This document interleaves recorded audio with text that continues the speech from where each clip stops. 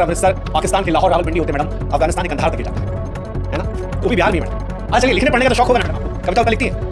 एक कविता हमको आपके लिए याद आ रही है, आपकी हरकत पर आपकी नौकरी चली गई तो हमको याद आया कि जब नाश मनुष्य पर छाता है तो सबसे पहले विवेक मर जाता है। अरे गजब, देखिए इत्तेफाक, देखिए ये जो कविता है ना मैडम, ये भी एक बिहारी ने लिखी है। ये पंक्तियां लिखने वाले रामधारी सिंह दिनकर साहब बिहार के बेगूसराय के थे, जिन्हें राष्ट्र कवि का भी दर्जा दिया है ना। गजब मैम, आप पढ़ने लिखने की बात करें, देखिए वैसे इस कविता को आपको पढ़ना चाहिए और इससे अमल लेना चाहिए, सीखना चाहिए। और आप जैसे और भी जो लोग हैं उनको भी जब नाश मनुष्य पर छाता है तब सबसे पहले विवेक मर जाता है। खैर, काश ये सब आप जानती होती, अगर जानती होती तो शायद इतनी बेशर्मी से बिहार के बारे में बकैती नहीं करती। मुंह उठा के बिहार के बारे में जो आपने कहा उससे समझ में आता है कि आपको मालूम नहीं है कि दुनिया को जीरो जो है वो भारत ने दिया था, और जीरो का आविष्कार करने वाले महान गणितज्ञ खगोल शास्त्री आर्यभट्ट साहब इसी बिहार के पार्टी में थे।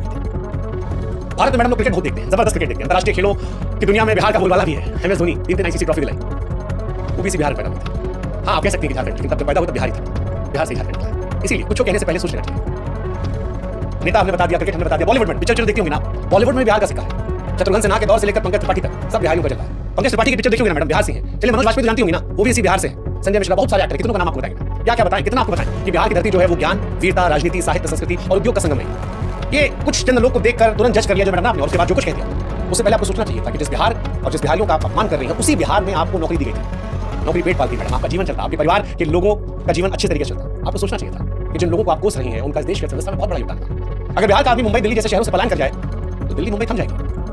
बोलने का अर्थ ये नहीं है कि आपके मन में जो कुछ आएगा, उल जुलूल, अलाएं बलाएं, अकबक सब उड़ेल दो, नहीं मैडम। बिहार के लोगों को बिहारी होने पर गर्व है, और हम यूपी से हैं, लेकिन हम बिहार में शर्म नहीं है, हमको भी ऊपर गर्व है और पूरे देश को होना चाहिए। और हम आपको और आप जैसी सोच रखने वालों को कि आपकी सड़ी हुई सोच पर लानत है।